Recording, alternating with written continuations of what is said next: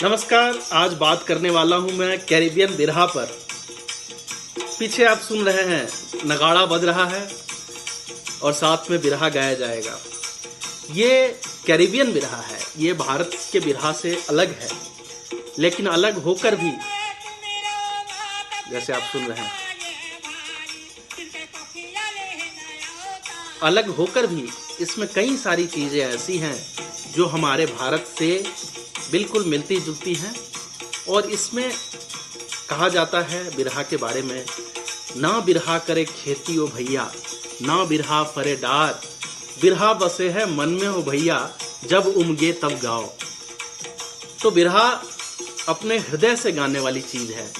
इसका जो रूप है वो काफ़ी उन्मुक्त है, वो दिल की आवाज़ है जैसे कह सकते हैं। और यही आवाज़ वहाँ पर पहुँच गई कैरिबियन आज से 150 साल पहले, जब मजदूर यहाँ से गए, किसान यहाँ से गए, वो अपने साथ बिरहा लेकर गए। और मैं बात जिस समय की कर रहा हूँ, उस समय जो बिरहा गाया जाता होगा वो तो अब नहीं गाया जाता है। अब तो भारत में जो बिरहा गाया जाता है वो बदल चुका है काफ़ी कुछ। वो कंटेम्प्ररी जो न्यूज़पेपर कहानियाँ होती हैं, जैसे कहीं पर दहेज से किसी को जला दिया गया तो उस पर गाते हैं, और किसी भी घटना पर बनाकर, किस्सा बनाकर उसको गाया जाता है बिरहा में। और इसकी बिल्कुल ही बहुत ही इंटरटेनिंग होता है बिरहा। वहाँ पर जितने लोग हैं सब इन्वॉल्व हो जाते हैं और तब वहाँ पर रंग जमता है बिरहा का। इसमें दर्द भी होता है, जो बिरहा नाम है विरह से जन्मा है, तो इसमें विरह की बात से शुरुआत होती है।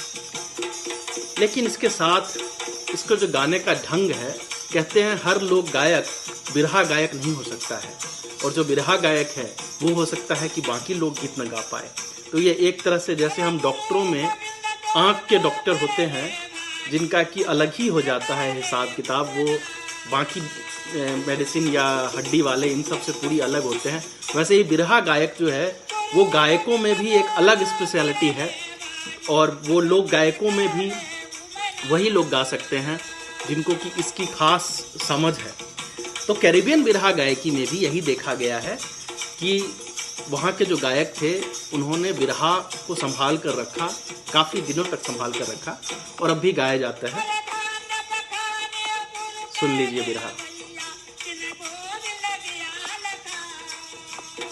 शायद आपको ये भाषा समझ में ना आए, इसमें अवधी भोजपुरी मिलाकर ये लोग कहानी सुना रहे हैं, कथा कह रहे हैं। और इसमें खास करके जो वो लोग गाते हैं उसमें राम कृष्ण की कथाओं को गाते हैं, और पीछे बहुत मज़ेदार नगाड़ा बजता है, और इस तरह से बिरहा वहाँ गाया जाता है।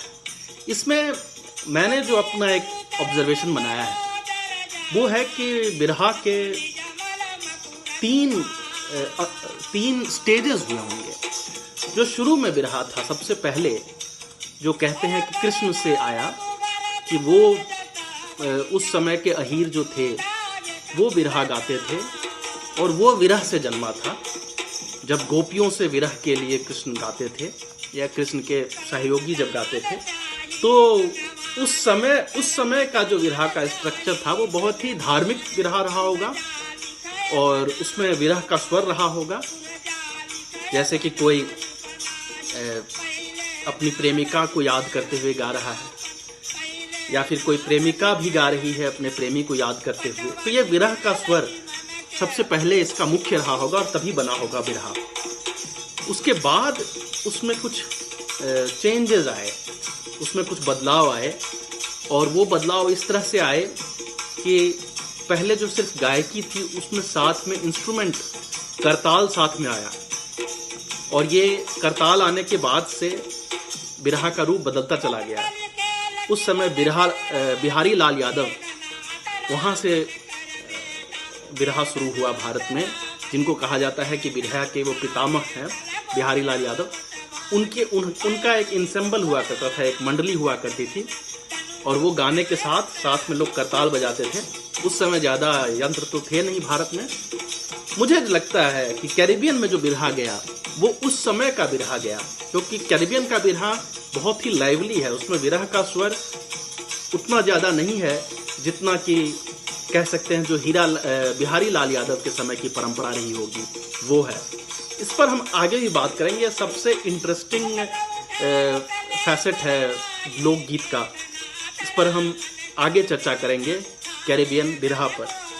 आप लोग कैरेबियन बिरहा सर्च करें, सूरीनामीज बिरहा सर्च करें यूट्यूब पर और सुनिए ये बिरहा। और अगर आपको पसंद आता है तो आप हमारे यूट्यूब चैनल को सब्सक्राइब करें, बेल का बटन दबाएं और बात करते रहेंगे कैरेबियन लोकगीतों पर। धन्यवाद।